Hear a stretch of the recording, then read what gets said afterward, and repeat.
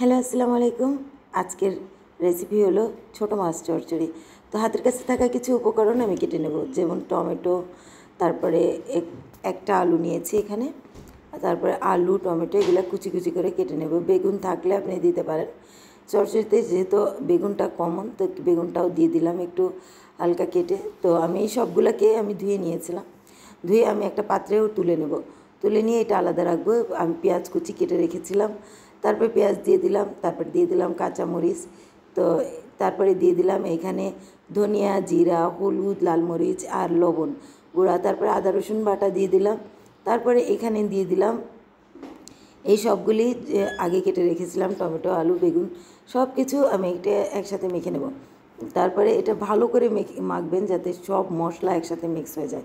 তো আমার সব মশলা একসাথে মিক্স হয়ে গেছে, লবণের সাথে একদম মিক্স হয়ে গিয়েছে। তারপরে এখানে নিয়ে দিলাম, দেখেন ছোটো মাছ, অনেকগুলো ছোটো মাছ নিয়েছি। আপনি চাইলে যে কোনো মাছ নিতে পারেন এখানে কিন্তু। তারপর এখানে দেখতে পাচ্ছেন আমি সবগুলা এই মাছগুলো সাজিয়ে দিলাম। সাজিয়ে দেওয়ার পর তারপরে হালকা গরম পানি দিয়ে দিলাম। হালকা গরম পানি দিয়ে এখানে দিয়ে দিলাম 2 টেবিল চামচ মতো সরিষার তেল দিয়ে তারপরে ঢাকনা দিয়ে ঢেকে, তারপর এখানে দেখতে পাচ্ছেন আমি ঢাকনা দিয়ে ঢেকে রেখেছি। দমে রেখে দিবেন অন্তত 10 থেকে 15 মিনিট। এখানে হালকা লো আছে।